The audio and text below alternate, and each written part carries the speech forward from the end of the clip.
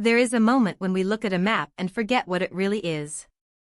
We treat it as a picture, a guide, something to glance at and then move on.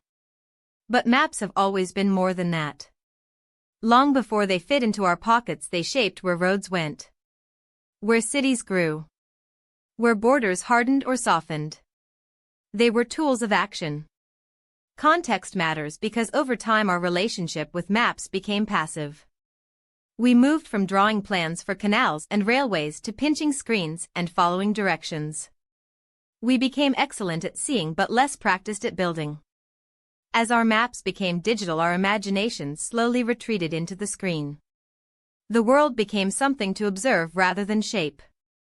The surface insight here is that maps were never just about understanding.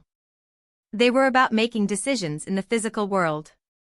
They helped people trade, defend, cooperate, and sometimes destroy. When maps lose that role, they lose power. We enter a phase where information grows but action stalls. We know more and do less. This creates frustration. We watch disasters unfold in high resolution yet feel unable to respond at scale. Fires burn. Floods rise. Cities overheat. We look. We react. Then we wait. The hidden assumption is that seeing is enough. That better images lead automatically to better outcomes. But images do not move water. They do not plant trees. They do not build homes. They inform people who must then act. When action is missing, information becomes a mirror instead of a tool. This is why the shift toward a living representation of the Earth matters. When data updates in real time, it stops being a record of the past and becomes a guide for the present. When sensors feed into a shared system, patterns emerge. Heat clusters, tree cover, construction growth. These patterns show how a city breathes. They reveal connections we miss when projects are isolated. Insight 3 is about systems. Cities are not collections of separate projects. They are living systems where one change affects another. Cut trees in one area and heat rises. Plant them elsewhere and housing demand shifts. Build without coordination and problems multiply. When maps evolve into dashboards, they allow people to think in systems.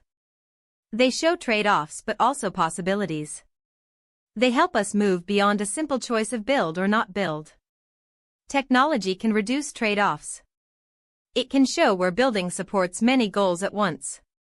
Cooling, housing, access, livability. Reframing this idea changes how we see technology. It is not an escape into the virtual world. It is a bridge back to the physical one. For years we retreated because large projects caused harm we could not predict. So we chose smaller, safer digital tools. Phones, apps, personal screens. But the problems we face now are physical. Climate, energy, shelter, security. These require moving atoms, not just data. A living globe allows us to test ideas before we pour concrete. To see consequences before they spread. To plan with humility instead of blind confidence. Application to daily life becomes clear when we think about how decisions are made. Imagine city leaders seeing real-time heat and tree data before approving permits. Imagine communities understanding where to plant shade for the greatest impact. Imagine emergency teams deploying resources before a fire spreads, not after. These are not distant dreams. They are choices about how we use information.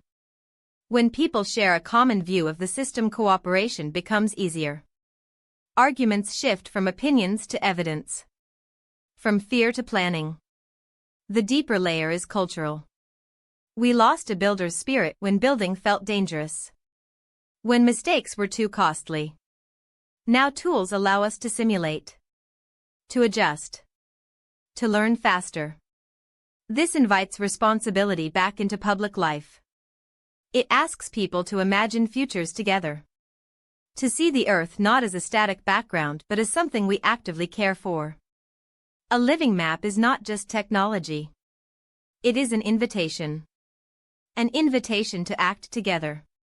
To see problems early. To coordinate solutions. To return to a culture of thoughtful action. Over time, this changes how people relate to place. They stop seeing cities as fixed. They see them as adaptable, responsive, shared. The map becomes a canvas, not a snapshot. It shows what is and hints at what could be. It reminds us that the future is built, not watched. And that understanding without action is only half of the task. So the quiet question that remains is, if we now have the tools to see our world as a living system in real time, what responsibility do we have to move from observing problems to actively building the future we want to live in?